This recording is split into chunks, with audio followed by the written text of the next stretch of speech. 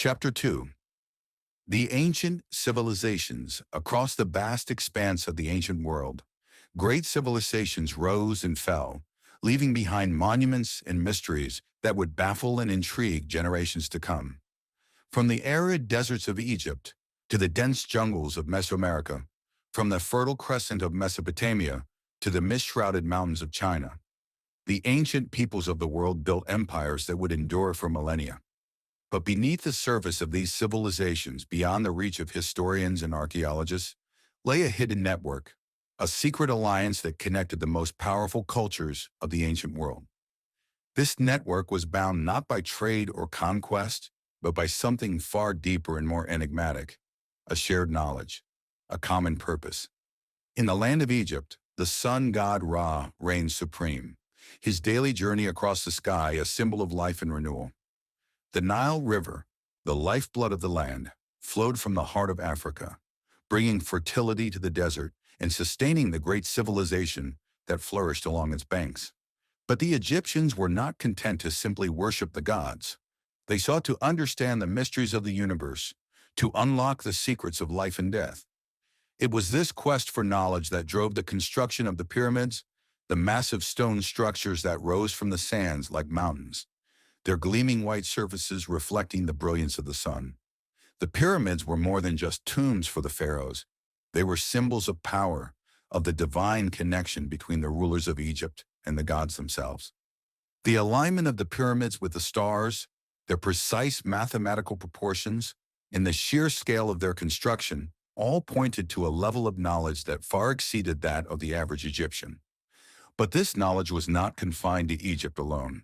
The architects of the pyramids were part of a secret society, an ancient brotherhood that spanned the globe, sharing their wisdom and skills with other civilizations. They were the keepers of an ancient knowledge, passed down through the generations, hidden from the uninitiated.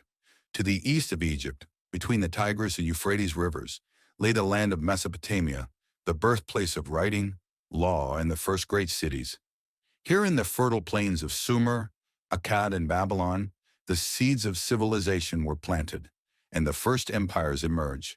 The Mesopotamians were master builders, their cities filled with towering ziggurats, step pyramids that reached toward the heavens. These ziggurats were more than just temples. They were cosmic observatories, designed to track the movements of the stars and planets. The priests of Mesopotamia were astronomers and mathematicians, their knowledge of the heavens rivaling that of the Egyptians. But the Mesopotamians also knew that their knowledge was not their own. They spoke of the Anunnaki, ancient beings who had come from the heavens to teach them the secrets of civilization. These beings were said to have guided the construction of the ziggurats, sharing their wisdom with the priests who served them. The Anunnaki were not confined to Mesopotamia. They were known by many names in many lands, gods, angels, spirits. But in every culture, they were recognized as the keepers of an ancient wisdom, a knowledge that had been passed down through the ages. Across the ocean, in the dense jungles of Mesoamerica, another great civilization was rising. The Maya, the Olmec, the Aztec. These were the peoples who built great cities in the heart of the jungle, who carved their temples from stone and adorned them with intricate carvings of serpents and jaguars. The pyramids of Mesoamerica were different from those of Egypt and Mesopotamia. They were steeped in blood, their steps running red with the sacrifices offered to the gods. The Maya believed that the world was a cycle of creation and destruction, that the gods required blood to sustain the universe. But the pyramids were not just sites of sacrifice, they were also centers of knowledge.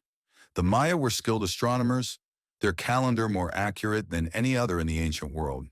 They tracked the movements of the planets, predicting eclipses and the cycles of Venus with incredible precision. Like the Egyptians and Mesopotamians, the Maya believed that their knowledge came from the gods. They spoke of Kukulkan, the feathered serpent, who had brought them the secrets of civilization. Kukulkan was known by many names in many lands, Quetzalcoatl to the Aztecs, Viracocha to the Inca. But in every culture he was recognized as a bringer of knowledge, a guide to the mysteries of the universe. In the east, beyond the mountains and deserts of Asia, lay the Middle Kingdom, the land of China. Here, the Yellow and Yangtze rivers nurtured a civilization that would endure for thousands of years. The Chinese were master builders, their cities filled with palaces and temples, their great walls stretching for thousands of miles across the northern frontier. The Chinese were also scholars, their knowledge of medicine, mathematics, and astronomy rivaling that of the other great civilizations. They studied the stars, charting the movements of the planets and predicting eclipses with remarkable accuracy. They developed a calendar that was based on the cycles of the moon, a calendar that guided the lives of millions. But the Chinese also believed that their knowledge was not their own. They spoke of the Yellow Emperor, a divine being who had descended from the heavens to teach them the secrets of civilization. The Yellow Emperor was said to have ruled for 100 years, guiding the Chinese people and laying the foundations of their culture. The Yellow Emperor was not confined to China. He was known by many names in many lands, a king, a god, a hero. But in every culture he was recognized as a bringer of knowledge, a guide to the mysteries of the universe. These ancient civilizations, separated by vast oceans and towering mountains, were connected by more than just trade or conquest. They were connected by a hidden network, a secret alliance of scholars, priests, and architects who shared their knowledge and wisdom across the globe. This network was not bound by geography or time. It transcended the physical world, reaching into the spiritual realm, connecting the ancient peoples with the gods themselves. The pyramids, ziggurats, and temples were more than just monuments. They were gateways, points of connection between the earthly and the divine. The Lady of Elche was part of this network. She was a guardian of the ancient knowledge, a keeper of the secrets that had been passed down through the ages. She knew that the world was changing, that the old ways were being challenged by new ideas and new gods. But she also knew that the knowledge she held was vital, that it was the key to maintaining the balance between the physical and the spiritual. And so she embarked on a journey that would take her across the ancient world, from the temples of Egypt to the ziggurats of Mesopotamia, from the pyramids of Mesoamerica to the palaces of China. She would seek out the other guardians, the other keepers of the ancient knowledge, and together they would protect the secrets that had been entrusted to them. But the Lady of Elche knew that this journey would not be easy. There were forces at work that sought to disrupt the balance, to seize the ancient knowledge for their own purposes. The lady would have to be vigilant, to guard the secrets with her life if necessary, for the fate of the world depended on it.